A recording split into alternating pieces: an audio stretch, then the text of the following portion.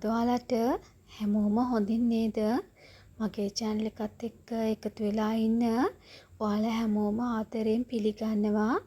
මුලින්ම ලබන්නා වූ සිංහල හින්දු අලුත් අවුරුද්ද ඔයාලා හැමෝටම සාමය, සතුට, සෞභාග්‍ය පිරි සුබම සුබ නව වසරක් වෙන්න කියලා මම ප්‍රාර්ථනා කරනවා.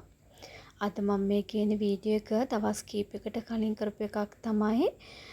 මම ඉතින් උදේට කන්න මේ විදිහට බතල ටිකක් තම්බ ගන්න තමයි හදන්නේ. මුලින්ම මේ විදිහට හොඳට පොතු ටික සූරලා හොඳින් හොද ගන්න ඕනි. බතලවල තියෙන වැලි මඩ එහෙම හොඳින් ඉවත් වෙන විදිහට. ඉතින් මේ විදිහට මම පොතු ටික සූරලා බතල ටික හොඳින් සෝද ගන්නවා.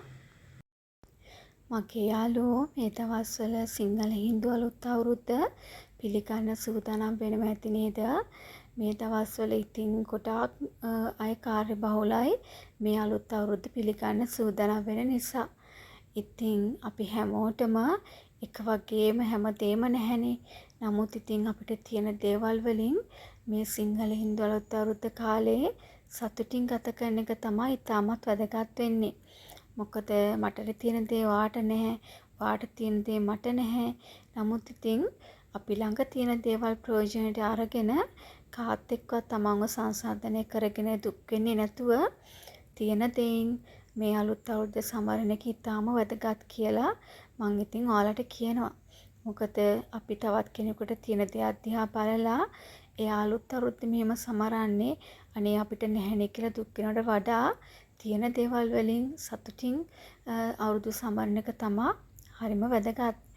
ඒ වගේම අපිට තියෙන දෙයක් තවත් කෙනෙක් එක්ක බෙදාගෙන ඒ විදිහට සමරන එක තමයි ගොඩාක්ම වැදගත් වගේම සතුට තියෙන්නේ ඒ වගේ දේවල් වල කියලා තමයි මම නම් විශ්වාස කරන්නේ. දැන් ඉතින් මම මෙන්න මේ විදිහට වතල ටික තඹ ගන්න කලින් ලුණු ටිකකුත් දාගත්තා.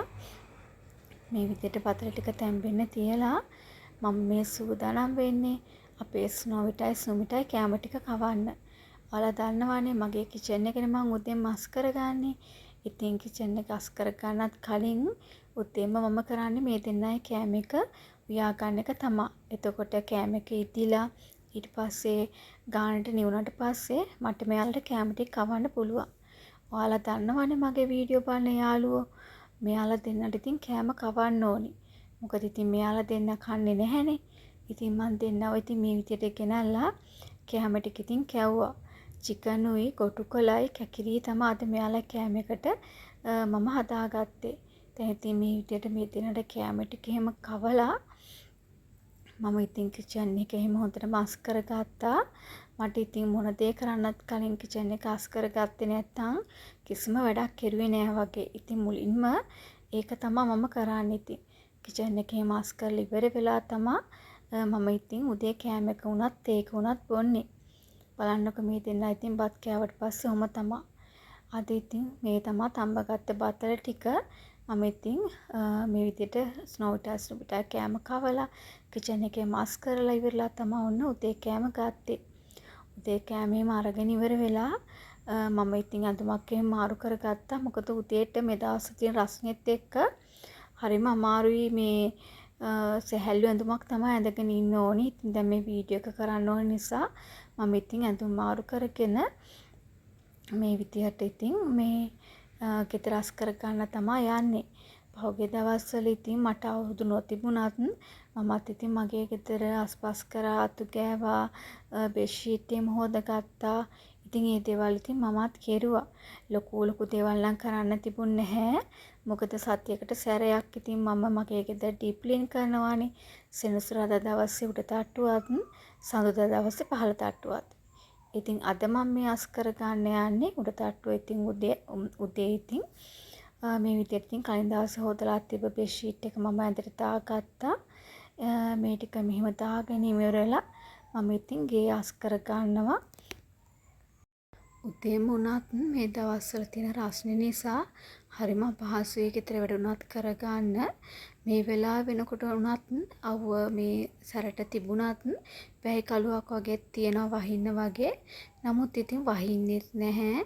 රස්නෙන් අඩුවකුත් නැහැ ඉතින්. වැඩ ටික කරගත් ඉතින් ඇත්තටම හෙම්බත් වෙනවා දාඩිය නිසා. ඉතින් මම මේ විදියට ඉතින් ගෙදර වැඩ ටිකක් මේ කරගන්නකොට ඇත්තටම හරිම මහන්සියක් තමයි දැනෙන්නේ. ඔයාලටත් එහෙම ඇති කියලා මම හිතනවා මේ රස්නෙත් එක්ක මේ හරිම අපහසුයි ගෙදර වැඩ ටික කරගන්න. නමුත් ඉතින් මේ දේවල් දිනපතා කරන්න ඕන දේවල්නේ. ඒ නිසා ඉතින් මම මේ විදියට කරගන්න ඔයාලත් එහෙම ඇති කියලා මම හිතනවා. ඉතින් මේ විදියට මම කාමරය අස් කරගන්නවා.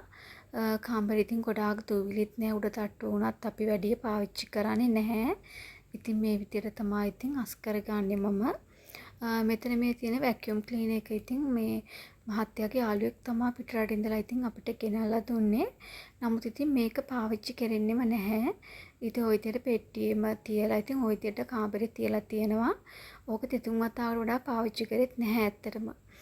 දැන් ඉතින් කාමරේ මාස් කලිවලා මම මේ පොඩි සාලේ කොටස මේ අස් කර ගන්න තමයි ඉන්නේ. ඇත්තටම හැමදාම මම මේ විදිහට අතු ගන්නකොට මේ පල්ලෙහා තට්ටුවේ නම් මම මේ දේ කරන්නේ උඩ තට්ටුවේ නම් මේ කර්ටන් ටික මේ විදිහට මේ අකුල ගන්නවා. එතකොට මේ හරිම පහසුයි මට අතු ගන්න. දැන් ඉතින් මේ විදිහට ඒ ටිකත් මේ උඩට කරලා ගැට ගහගෙන මම ඉතින් මේ සාලෙත් අස් කර ගන්නවා. උඩ තට්ටුවේ ඉතින් කාමරේ මේ පොඩි සාලේ විතරනේ තියෙන්නේ. ඒ නිසා ඉතින් ගොඩාක් මේ වෙලා යන්නෙත් නෑ අපහසුත් නෑ. වැඩි ඉතින් දූවිලි හැම ගොඩාක් රැඳෙන්නෙත් නැහැ. පහළමයි වැඩිපුර තියෙන්නේ පාවිච්චි කරන්නේ නැති නිසා මේ විදිහට ඉතින් පොඩ්ඩක් මේ පීතලා ගත්තාම ඇති. උඩ තට්ටුව ඉතින් අස් කරන්න මට ගොඩාක් අමාරු නෑ. ලේසියෙන් අස් කරගන්න පුළුවන්. මේ විදිහට ඉතින් මේ පුටු වල තියෙන දූවිලි පොඩ්ඩක් ඉතින් ඔතන ගසලා දාලා මම ඉතින් සාලෙත් අතු ගා ගන්නවා.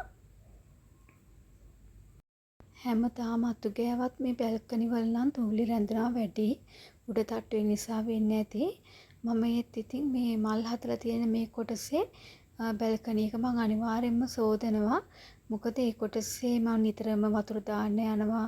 ඒ නිසා වැටලා තියෙන වැලි දූවිලි හැම මේ පැගිලා ගෙටෙන නිසා මම ඒ කොටස වතුර එකක් දාලා මේ විදියට හොදලා අරිනවා. එතකොට ඉතින් දූවිලි රැඳෙනවත් අඩුයි ඒ කොටසේ. මම ඉතින් හැමදාම යන නිසා ඒ කොටසට මල් වලට වතුර දාන්න දූවිලි ගෙටෙන එක වළක්ව ගන්නත් පුළුවන්.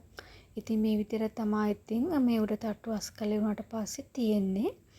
දැන් ඉතින් මම ඒ ටික අස් කරලා හිමි ඉවර වෙලා තවල් කෑම හදන්න තමයි මේ සූදානම් වෙන්නේ. මේ විදිහට හාල් හොදගෙන පළවෙනි වතුර එක මම ඉතින් ඇන්තූරියම් පැලවලට තමා දාන්නේ. නිකම්ම සිංක් එකට මේ දාන්නේ නැහැ. හොදලා මේ වතුර ටිකෙන් අපිට ලොකු ප්‍රයෝජනයක් තියෙනවා. ඒ ටික ඒ විදිහට දාලා ඉවර වෙලා දෙවෙනි තුන්වෙනි වතුර එක ඉතින් මම පළතුරු පැලවලට එළවලු පැලවලට එමත් දා ගන්නවා.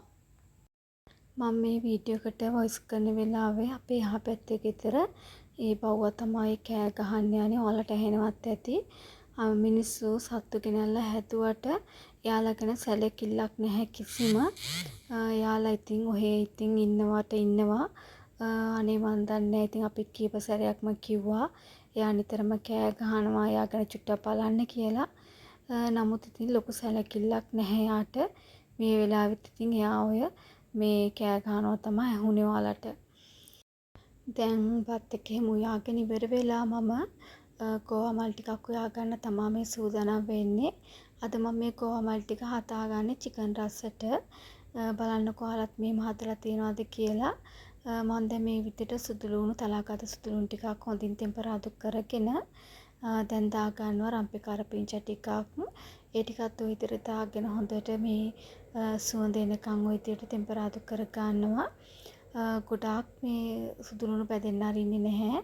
දැන් මම මේකට මේ මීට් කරි පවුඩර් ටිකක් දා ගන්නවා.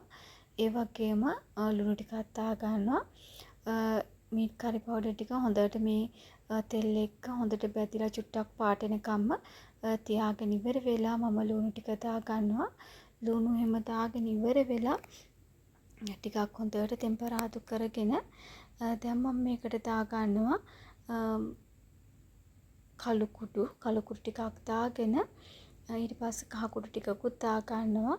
ඒ ටිකක් දාගෙන හොඳට මේ විදිහට බැදුනට පස්සේ දැන් මම මේකට එකතු කර ගන්නවා සියඹලා ටිකක් එකතු කරගෙන මේ විදිහට මිටි කිරි දිය කිරි ඔක්කොම කලවම් කරලා මේ විදිහට දා ගන්නවා. දාගෙන මේ විදිහට හොද්ද චුට්ටක් මේ හොඳට රත් වෙනකන් තියෙන්න ඇරලා මම ගෝවා මල් ටික දා ගන්නවා.